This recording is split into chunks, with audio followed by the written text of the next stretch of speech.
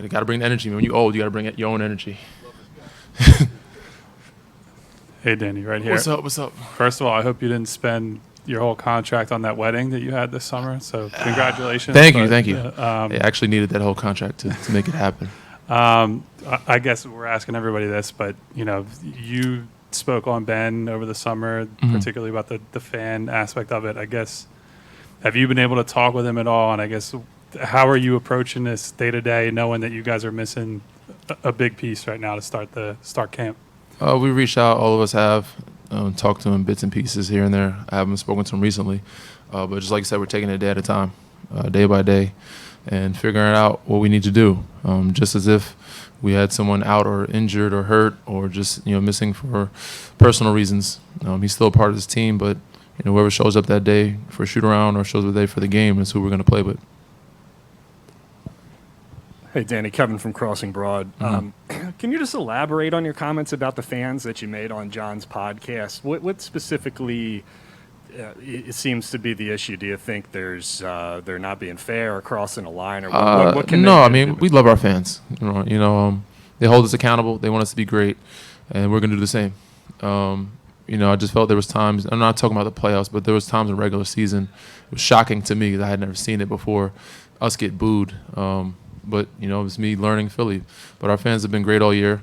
There's no issues with them. They want us to be better. We're going to want them to be there for us and be better for us because we're going to need them. We're going to need them to win. But there is no issue with the fans at all. I don't know what comments you're referring to. Some things always get blown out of proportion. But just on the regular season, there was a couple things that shocked me. But in terms of players, my thing is we're always going to back our teammates. We're always going to back our brothers. You never know what someone's going through, and I feel like I'm not saying they haven't given these guys a fair chance. I haven't been there long enough to say that. But regardless of the fact, you don't turn your back on family. You don't turn your back on your brothers, and we're going to be there, for them, regardless of what happens in the day. It's a basketball game. There's bigger things in life than basketball. Obviously, we want to win. We're the ones putting the hours in, the blood, sweat, and tears. There's nobody more critical or more upset when we lose than us. Thanks, Joel. That's Joel. It's my center.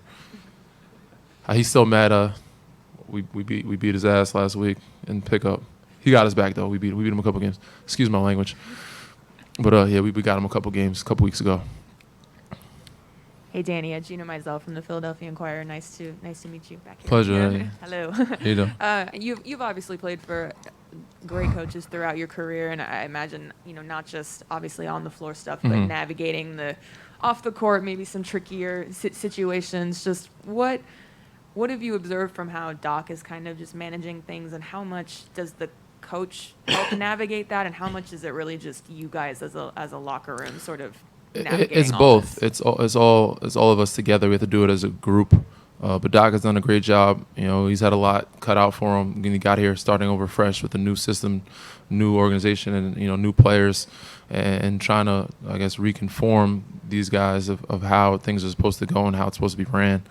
And it's upon us in the locker room as well, as our veterans. There's not many of us in the locker room to lead these younger guys and let them understand what's at stake, what we can accomplish, what it takes to accomplish those things, and also just communicating and make sure we're all on the same page. So it's not just the coaching staff, it's not just the players, it's all the above. It's all of us together, both of us, and we have to communicate with each other as best we possibly can. That's the only way to get it done. Hey, Danny, over here to the right. Sorry. Gotcha. Matt Murphy with Sixers.com. As one of the veterans, earlier today, Doc Rivers and Daryl Morey talked about the young guys on the team. And Doc has repeatedly said that it's the hardest working group of young players that he's been around in his career. What have you seen from the young players on this team? They've been amazing, man, even since last year. But Summer League, I've seen a lot of growth.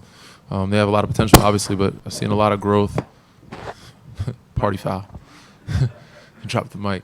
I've seen a lot of growth with them, and they do work hard. These guys are nonstop in the gym. Some of those guys you gotta have to kick out and tell them you kind of don't overwork yourself. P. Reed will be here for hours before and after. Zay, Tyrese, they're always putting good work in and good hours. And the younger guys that just came in, we've seen a lot of good things summer league wise and since the summer. And I was playing pickup the last couple weeks, so I'm impressed. Hopefully they can, translate it over to the real thing and into the game, and I think there'll be a big plus for us to help our bench be, very deep. Danny, like you said, I mean, who knows how the Ben situation resolves itself? But I mean, right now it's he's not here, and you got, I guess, Tyrese is really your only pure point guard. I mean, Shake and Seth are kind of combo guys, but I mean, is it unrealistic to think that a second-year kid like that could man the primary ball? Not at all. Unrealistic? No, nothing's unrealistic, especially when it comes to a kid like him. Why do you say that? And what He's makes special, and I'm sure everybody can see that. If he continues to do what he does, he can be a really special player in this league. He carries himself like a star, and I believe one day he will be a star. A lot of these young guys, I think, one day will be stars. But Tyrese, for sure, you can see, he's a special player, and he's very mature for his age, smart, understands the game, and he has a good group around him that can help him. And Doc. So he can't do it alone.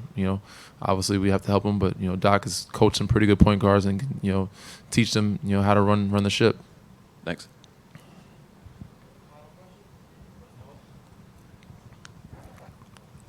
Hey, Dan. Noah Levick, NBC Sports Philadelphia. Sorry to harp on the age, but you did have a few vets leave this offseason, which I believe leaves you as the oldest guy left on this team. Just from a leadership perspective, does that change anything for you with how you approach things? No different. I mean, from a leadership perspective, I was one of the bigger voices in the locker room last year, and I have to do the same thing this year. I'm just going to need a little more help from the other guys that are a little younger. They may not be as old as me or as old as Dwight and George, but Tobias is a professional, Joel is a professional. They're older. We're going to need them, and obviously we got George, who just came in, the other George, and if our young guys are 1 year older, 1 year more mature. Shake, Furkan, Matisse, they're all 1 year more mature. So we're going to need those guys to be, not just young guys anymore. They're going to be, kind of young vets and help us get this thing done.